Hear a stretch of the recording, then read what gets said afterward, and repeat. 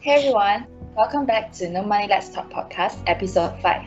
I'm your main host for today, Minyi, and today we are honored to have Selina as our guest. Hi. With me also, I have our co-hosts Weng and Yongli. Hi guys. Everyone. So Selina, can you tell us more about what do you do as a side hustle apart from being a student, and what do you study? So I'm currently studying mass communication, public relation and marketing. And as a side hustle, I'm working as a pastry assistant and also an admin assistant. And I also run my own online business on Instagram. May I know actually why did you started doing this as your side hustle? Mainly because I needed some financial support without relying too much on my family and my parents, but also because baking and cooking is something that I'm passionate about, but not passionate enough to make it as a permanent career. So I took a part-time job just for me to sort of like enjoy and at the same time gain some side income. Yeah. So since when did you have the interest in the culinary stuff? Like when were you exposed to all the cooking, like all the pastry stuff? So I was exposed at cooking at a very young age. I mean, I've always watched my mom cook, but in terms of serious one, in terms of like baking and stuff, it started when I was in secondary school because I was in ERT stream. If you guys go to public school, it's Ekonomi Rumah Tangga. So they teach us basic stuff like cooking and stuff. So we had a kitchen for the students, so we learned how to cook. So that's really where the real one started. Yeah. So that one is the Kemahiran Hidup, right? Come again? That was the Kemahiran Hidup, right? Yes, yeah, KH, yeah. I forgot what it's called. Old times memories. Yeah. So from that time, what are the things that you have done to really get yourself into all the bakery stuff? Ever since you were exposed to the bakery in the ERT subject, in the KA subject, like did you immediately start to bake more, or did you learn from somewhere else before you actually doing it? I didn't take a professional school for it, except for ERT, and I obviously didn't venture straight away into it. In fact, the first time I baked, I tried baking a cake. I tried baking a red velvet cake, but it didn't turn out to be a cake. It turned to be like some like hard pastries that if I throw it to the dog, like a dog would run away because that's how hard it was. So it took some time for me to be where I am right now. Obviously, I'm not a professional right now as well, but I've grown a lot from watching Bake Off and MasterChef and through watching YouTube as well. Yeah. All right, I see. Yeah. Do you started like your bakery career before you work as a part-time in Grand Hyatt? Yeah, I started my online business before I started at Grand Hyatt. So how I found about that job was my sister sent it to me and said, hey, why not you try it and go for it? And I applied. I didn't think much about it. I didn't think I would be accepted because I never had any culinary experience besides for fun. But they called me in for an interview and I got the job. Yeah. I see. So how did you feel when you know that you were selected to be part of the team in Grand Hyatt? Are you stressed? Because as we all know, Grand Hyatt is a rather famous hotel. So I was excited for sure. I was also in awe because again, I did not expect to be selected.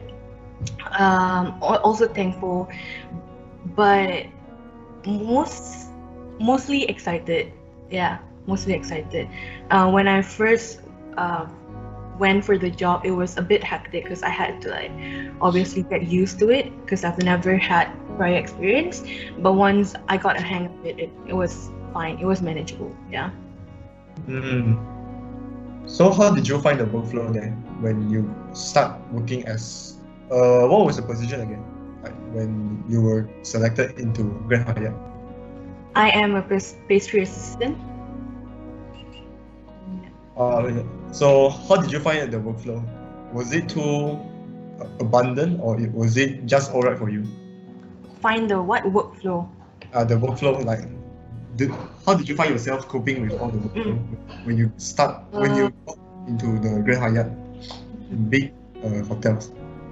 It is definitely stressful.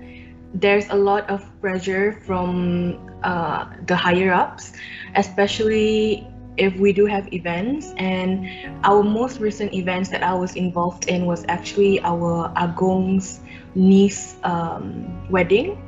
So all of the Agongs, all the Dato, all the Sultans were there. So we had to make sure everything was perfect. And I was handling one of the dessert booth there. So I was low-key peeing in my pants because I had so much of like expectations, and I had to maintain like certain standards. Yeah, but yeah, that's how we grow. Yeah. Since you have your own, like, have bakery as your own side hustle, right? So what are the main reasons that you want to go to become a pastry assistant at Grand Hyatt? Firstly, cash flow, because obviously, like my online business, it won't suffice on its own because I will have to buy the raw products, and if I do not have that side jobs that I'm doing right now, the money that I make from my business wouldn't suffice me for my needs and also to buy the ingredients. And secondly, the reason why I took up the job from Grand Hyatt is obviously because of experience, to experience more real life culture in kitchen and also to learn from the chefs. Yeah.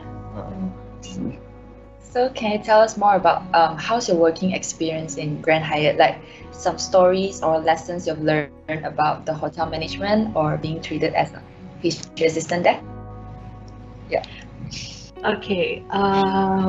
Firstly, it was a bit a culture shock for me to see how intense some chefs can be. So I was not mentally prepared for it at all. I thought it was just like, it's just a show. Like I'm so used to Gordon Ramsay doing stuff, but I didn't expect to firsthand experience it.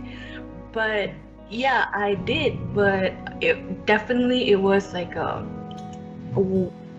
one of a kind of experience, but it strengthened my mental ability to handle situations and my physical ability as well, because most of the times I'm upstairs at 38, and most of the times we don't have enough stuff, and most of the times I'll have to be running down to the commissary kitchen. So yeah, mental and physical health definitely being challenged there. So did an emergency happen before, like there's a problematic raw material or like the plating of pastries to customers, like it's commented about, and then have you solved it in a short span of time, like handling crisis wise?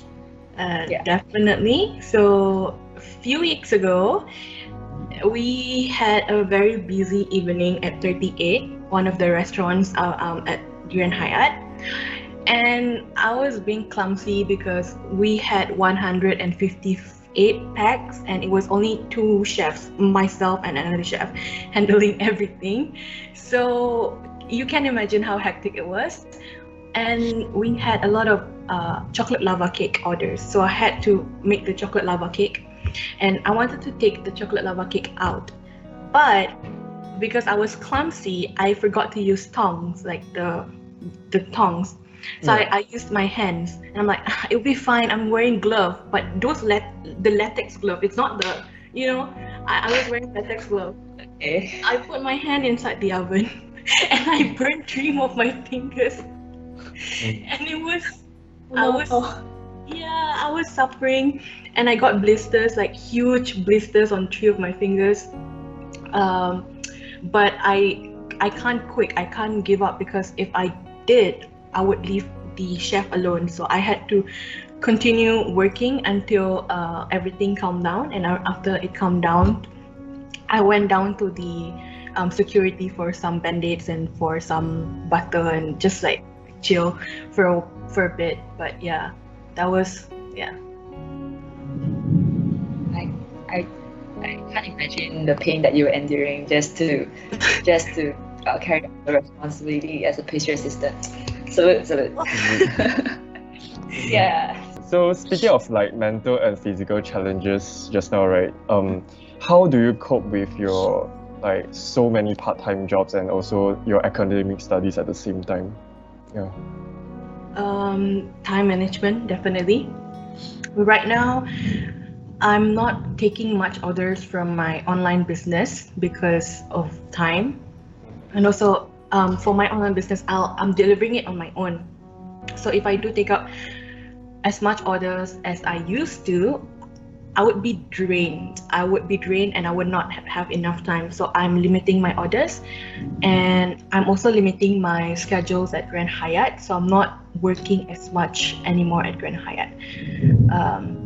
So right now, the jobs that I'm most focusing on is the admin assistant job, because it's a night shift. But as for Grand Hyatt, I usually just do it on the weekends now, because I don't want to drain myself. Yeah. I see. Like, even after you have reduced your workflow, because from what I can hear, it still sounds rather hectic for me, because all your weekends are occupied, and even your free time at night were also full of your work. So when it comes to assignments and tutorials and all that, do you have any ways or any strategies that you use to get all of them completed before the deadline? Is there any tips or any secrets you would like to share? I can't say much because I haven't been doing this for long, and when I was, but what I did back then in APU was my lecturer would always give our assignments 3 months or 2 months earlier. So I would slowly work on it instead of like doing it super last minute, because what I would do is I would create different files and I would do the drafts. Like every week I would check out with my lecturers if there's anything that I should add or if there's anything that I should remove, and just get their feedbacks. From doing it slowly, I find it easier and I find it more efficient and faster if I do it slowly. Yeah. So what happens if there is something urgent that happened, like sudden pop quiz or anything that your lecturer demands from us? Like they like to give us surprises, right? Like that's a common fact. So have you ever encountered this kind of situation? And if you do, how did you tackle it? Like something that is not expected but happened anyway. Yeah. Fortunately, I have not encountered this kind of a situation, because again, I haven't been doing this for a long time. I only started this jobs and stuff in December. So by that time, I already graduated from APU. I see. But, right. That's good. Yeah. Back to your pastry, the online pastry store, right? Elohim.my. We'll link the Instagram page down. Click on it and support. May I know what type of pastries? No worries. May I know what type of pastries do you sell? Yeah.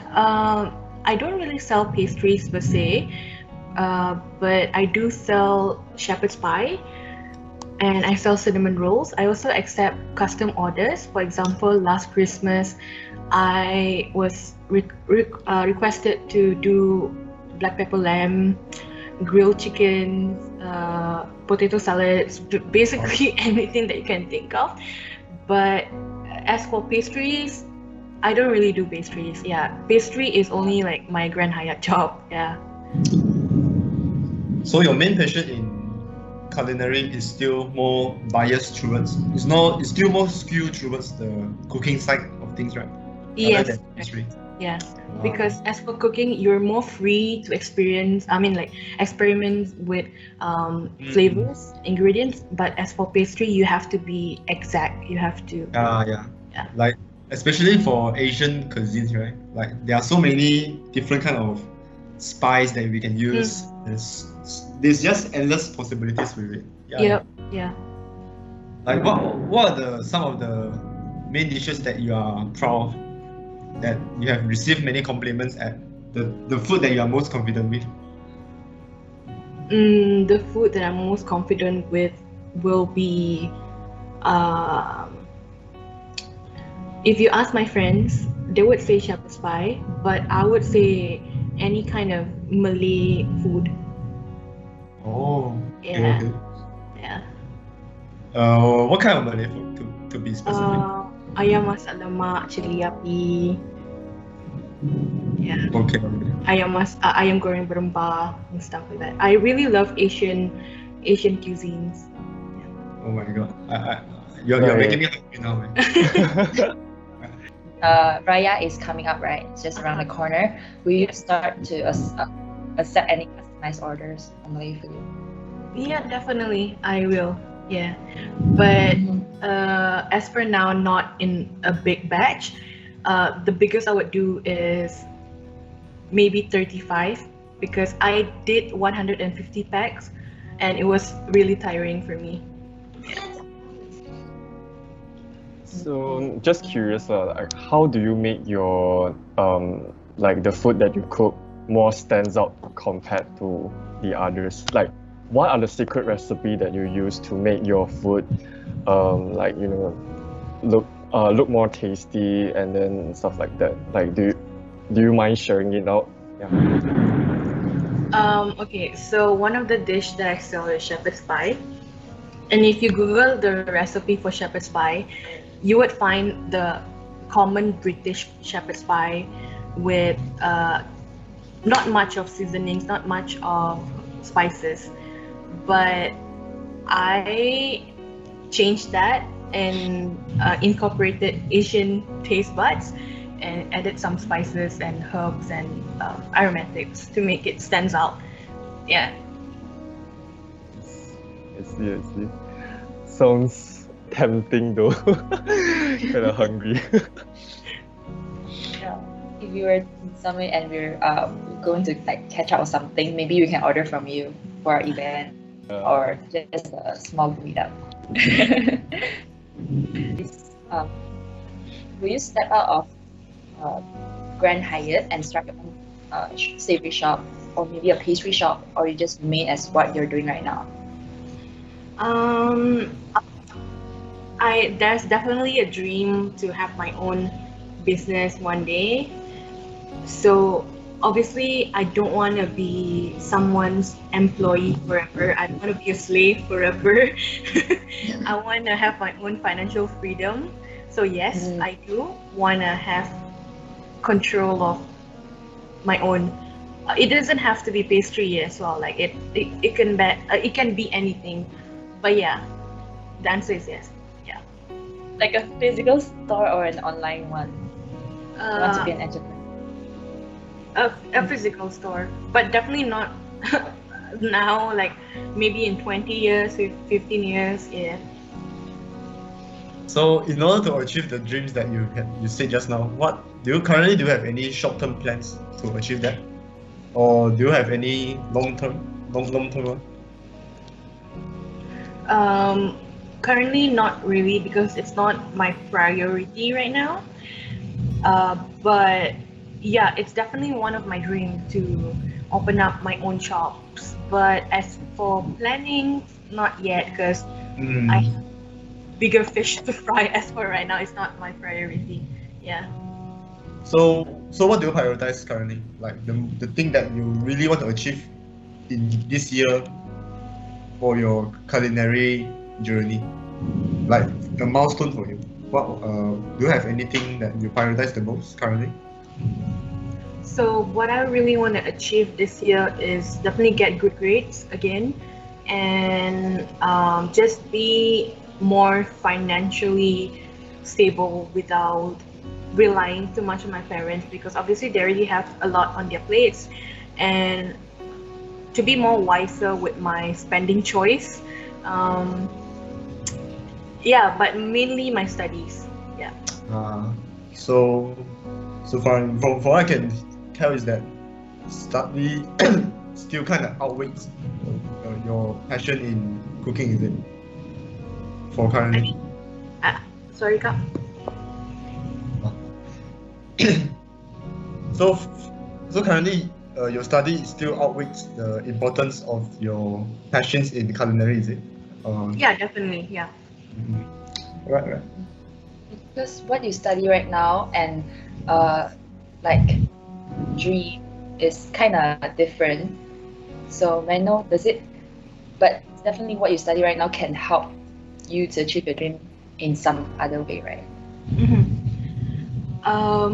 What I study right now is definitely different from what I'm working as right now. To be honest with you, before I enrolled for this course, I was feeling lost. I didn't know what I wanted to do. I didn't know what I want to be, and I just sort of just went for it. I took a leap of faith and went for it because I'm so sure that I had, which was to be involved in politics, and I was, but that dream sort of like died down. So I didn't want to place another expectations on myself and be disappointed at myself if I don't achieve it. So yeah, part of the reason why I'm working and doing something that's not related to my studies is, one, I need money, and secondly, it's a hobby of mine. Yeah. It's okay, Selena. I'm pretty sure all of us get that point in our lives, like we're lost, but somehow what we study will definitely help us in the future, even though it might be seemingly non-related on the surface. Yeah, definitely. Yeah.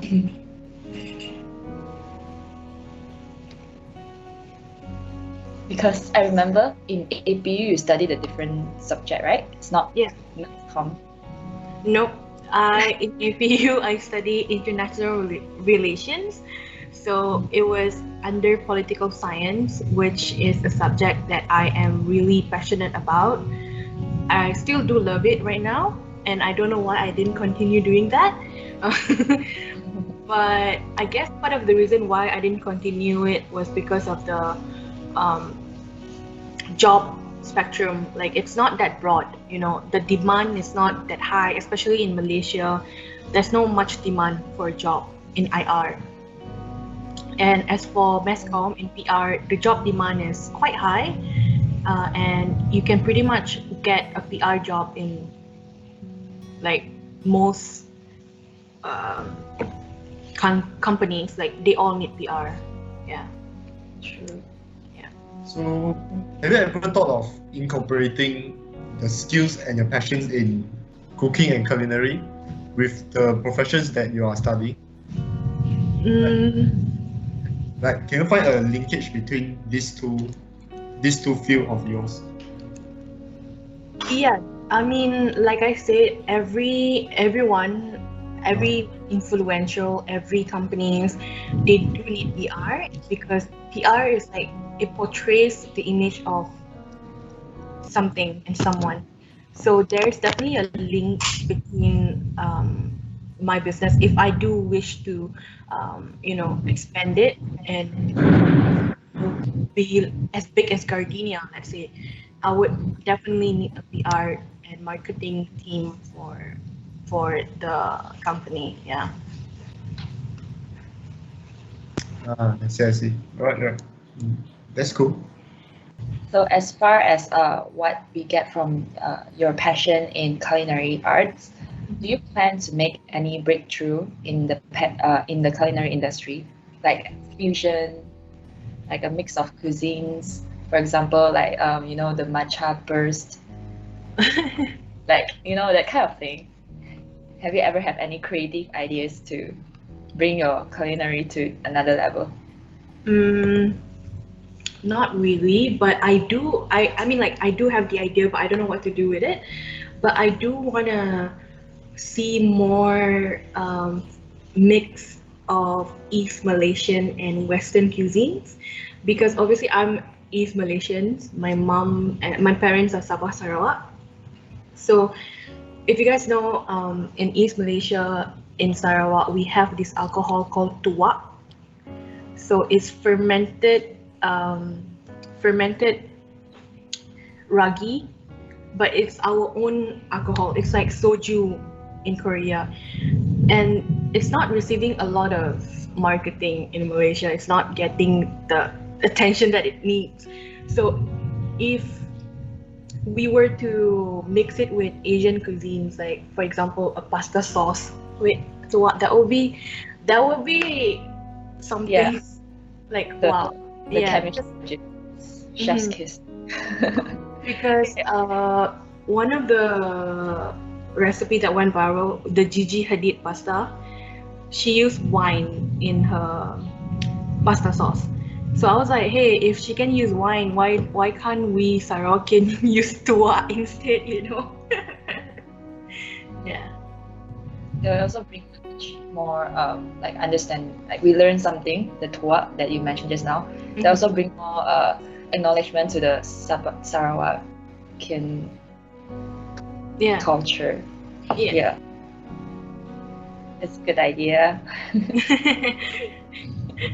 Yeah, when Kai, you can go. Okay, like speaking of like currently do you have like any foods that you want to cook that you want to challenge but you haven't done it before? Yeah. Want to know more about the dish she wants to cook? Stay tuned for the next episode.